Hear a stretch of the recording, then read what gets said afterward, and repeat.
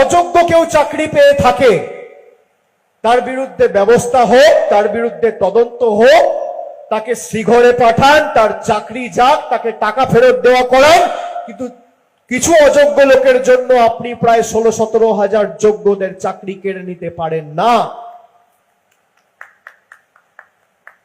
আমি এখানে বিজেপির ধারাবাহিকতা দেখছি যে একজন ভুল করেছে পুরোটা বাতিল করে দাও। আচ্ছা বলুন তো, এই হাসপাতালে 100 জন ডাক্তার, পরবর্তীকালে 300-400 জন ডাক্তার কাজ করবে, 1000 জন স্টাফ কাজ করবে। কেউ যদি কোনো ভুল করে থাকে হাসপাতাল বন্ধ করে দেওয়া উচিত, বন্ধ করে দেওয়া উচিত। একজন পৃথক বা দুজন পৃথক বা 5 জন পৃথক যদি ভুল করে থাকে তাদের বিরুদ্ধে ব্যবস্থা হোক, কেউ তো বারণ করছে না। কিন্তু 5 জনের ভুলের শাস্তি আপনি 5000 লোককে দেবেন, 100 জন ভুলের শাস্তি আপনি 17 লক্ষ লোককে দিয়েছেন। 17 লক্ষ তো আমি কম বলছি, আমি খালি আবাস আর আবাস প্লাসের তালিকা বলছি। যদি আপনি প্রকৃত অর্থে প্রকৃত প্রাপকের সংখ্যা বার করেন, 50 লক্ষ মানুষের বাড়ির টাকা কেন্দ্র সরকার আটকে রেখেছে। এই স্বাস্থ্য ক্ষেত্রে ক পয়সা দিয়েছে কেন্দ্র সরকার? স্বাস্থ্যমন্ত্রীকে বলুন পরিসংখ্যান নিয়ে আর শ্বেতপত্র প্রকাশ করে যে অন্য রাজ্যে কত টাকা দেওয়া হচ্ছে আর বাংলায় কত টাকা দেওয়া হচ্ছে, প্রকাশ করুক কি কাজ করা হয়েছে। এমনকি আমি যখন ডায়মন্ড হারবারে 2024 সালের প্রথম দিকে বার্ধক্য ভাতার শ্রদ্ধার্ঘ প্রকল্প শুরু করি, তখনও যাতে আমি এটা না করতে পারি সে কারণে বিভিন্ন ট্যাক্স অথরিটিকে দিয়ে চিঠি পাঠানো হয়েছে, আমাকে ভয় দেখানো। আবার আমরা যখন সেবাশ্রয় করেছি, যারা 12 লক্ষ মানুষকে বিনামূল্যে বিনা পয়সায় চিকিৎসার পরিষেবা পৌঁছে দিয়েছে, ওষুধ পৌঁছে দিয়েছে, বিভিন্ন রকমের টেস্টের রিপোর্ট পৌঁছে দিয়েছে, তাদের অস্ত্রোপচারের ব্যবস্থা করেছে, তাদের হাসপাতালে ভর্তি করে বিভিন্ন রেফারেল সেন্টারে পাঠিয়ে তাদের চিকিৎসার ব্যবস্থা করেছে। বিভিন্ন ট্যাক্স অথরিটিকে দিয়ে চিঠি করানো হচ্ছে যাতে আমি পিছিয়ে যাই। আমি জোর গলায় বলছি, এখানে মিডিয়ার প্রতিনিধিরা আছে, 5 বছর 6 বছর 7 বছর ধরে আমি ইডি সিবিআই এর বিরুদ্ধে লড়াই করছি, লোয়ার কোর্ট থেকে হাইকোর্ট, হাইকোর্ট থেকে সুপ্রিম কোর্ট। তোমার সিবিআই আমার কাঁচকলা করেছে আর আগামী দিন কাঁচকলা করবে।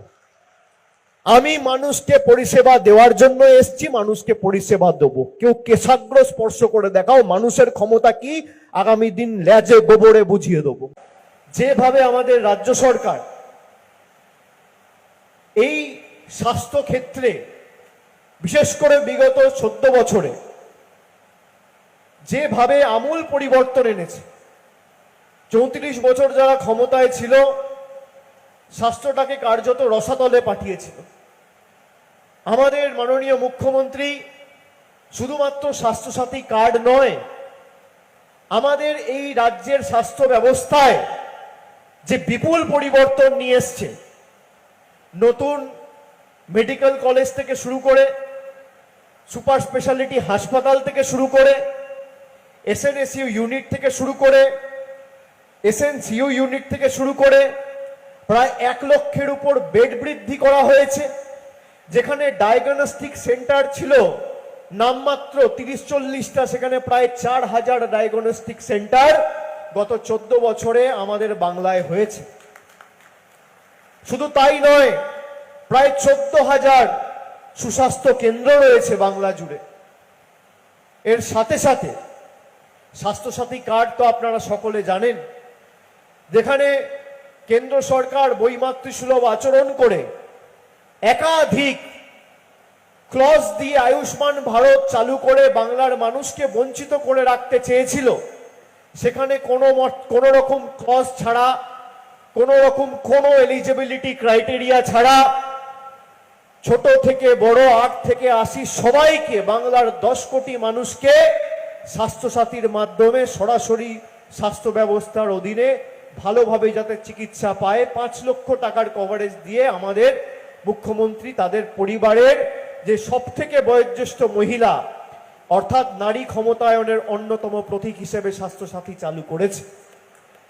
আমরা স্বাস্থ্যসাথী থেকে শুরু করে বিভিন্নভাবে বিভিন্ন সময় যেভাবে মানুষের পাশে আমাদের মানবিক সরকার দাঁড়িয়েছে, আমি আশা করি আজকের এই অনুষ্ঠানের পর, আজকের এই শুভ সূচনার পরে যারা বলতো যে বাংলায় স্বাস্থ্য ব্যবস্থায় আমাদের সরকার কিছু করেনি, যারা বলতো শিক্ষা ব্যবস্থায় সরকার কিছু করেনি, যারা বলতো শিল্পে সরকার কিছু করেনি, যারা বলতো আইন শৃঙ্খলায় সরকার কিছু করেনি, যারা বলতো পরিকাঠামোয় সরকার কিছু করেনি, আমি রাজনৈতিক সভা থেকে একাধিকবার বলেছি যে আপনারা তথ্য পরিসংখ্যান নিয়ে লড়াই করুন, আপনারা জায়গা বেছে নিন যে 34 বছর আপনাদের সরকার ছিল, কি কাজ হয়েছে, আর 14 বছর আমাদের সরকার রয়েছে, এখনো 14 বছর শেষ হয়নি, কি কাজ করেছে।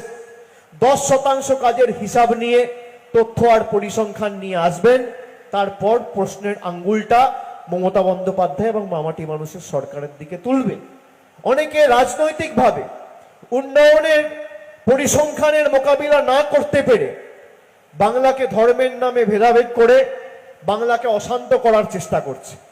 আমি এই সভা থেকে আপনাদের যারা যেখানে এই সমাজ মাধ্যমে এই বক্তব্য শুনছেন বা দেখছেন, আমি সকলকে অনুরোধ করব বাংলার কৃষ্টি সংস্কৃতি বজায় রেখে আমাদের এলাকার শান্তি শৃঙ্খলা এবং সম্প্রীতি যাতে অক্ষুণ্ণ থাকে, আমাদের প্রত্যেককে সজাগ থাকতে হবে, সচেতন থাকতে হবে। কেউ কেউ চায় বাংলায় যাতে, কেউ কেউ চায় বাংলার টাকা আটকে দিয়ে বাংলাকে ভাতে মারতে, বাংলাকে পেটে মারতে।